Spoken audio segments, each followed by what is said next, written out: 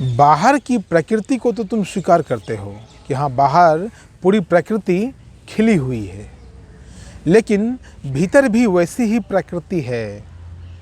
जैसी प्रकृति बाहर है वैसी ही भीतर भी है, और तुम भीतर वाले को स्वीकार नहीं करते। यह सत्य को आधा समझना आधा मानना जैसा है।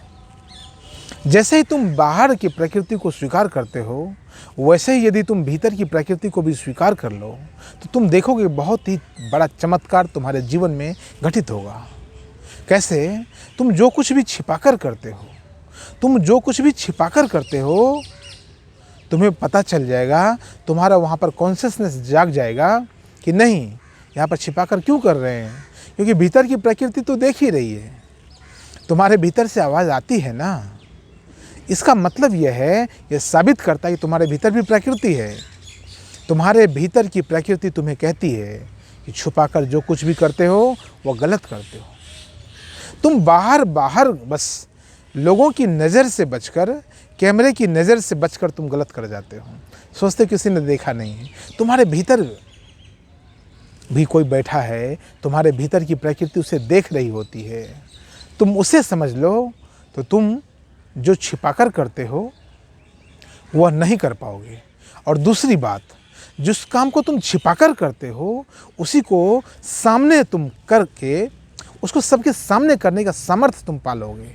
तुम्हारे भीतर एक सामर्थ्य पैदा हो जाएगा उसी काम को करने की, जिस काम के लिए तुम छिप कर करते हो, जिस काम को तुम लोगों से की नज़रों से बचकर करते हो, जिस काम के लिए तुम अनेक प्रकार के रास्ते निकालते हो, बचने का प्रयास करते हो, उसी काम को तुम पब्लिक के सामने कर पाओगे, सबके सामने कर पाओगे, अपनी प्रकृति के साथ कर पाओगे।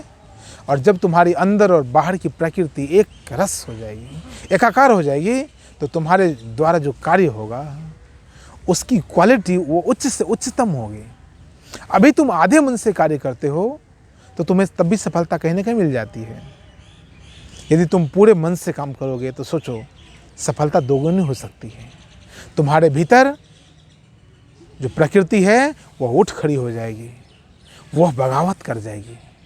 वह जैसे तुम्हारे भीतर आएगा तो तुम्हारे भीतर पूर्णता का जन्म होगा, तुम्हारे भीतर एक पूर्णत्व आ जाएगा, तुम्हारे हर एक काम में एक समृद्धि आ जाएगी, तुम्हारे हर एक कृत्य में एक समृद्धि आ जाएगी। जीवन में समृद्धि चाहते हो तो तुमको यही करना होगा, और कोई रास्ता नहीं है। बच बचाकर कब तक करते रहोगे? बच बचाकर कब तक करते रहोगे? छुप छुपाकर कब तक करते रहोगे? करके देख लिया ना, जीवन से संतुष्ट नहीं हुए ना। जो तरक्की चाहते थे उतनी तरक्की हुई क्या? नहीं ना। जिस अमाउंट में चीज़ों को चाहते हो उस अमाउंट में तुम नहीं पा सकते यदि तुम भीतर की प्रकृति को स्वीकार न करो। अपनी पूर्णता को स्वीकार करने का मतलब है भीतर की प्रकृति को स्वीकार कर लेना। बाहर भी तुम हो यह भी सत्य है, लेकिन भीतर भी तुम हो यह भी सत्य है। तो बाहर की प्रकृति को तो स्वीकार करो, लेकिन भीतर की भी प्रकृति को स्वीकार करो। देखो कि भीतर से कोई देख रहा है। जब तुम कोई गलत कार्य के बारे में सोच रहे हो, जब कोई गलत कार्य कर रहे हो, जब कोई प्लान बना रहे हो, तो भीतर से भी कोई न कोई देख रहा है।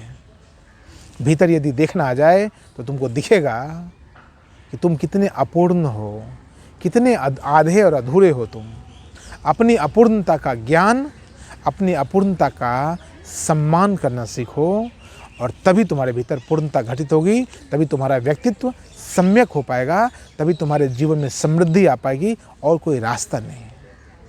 बहुत बहुत धन्यवाद।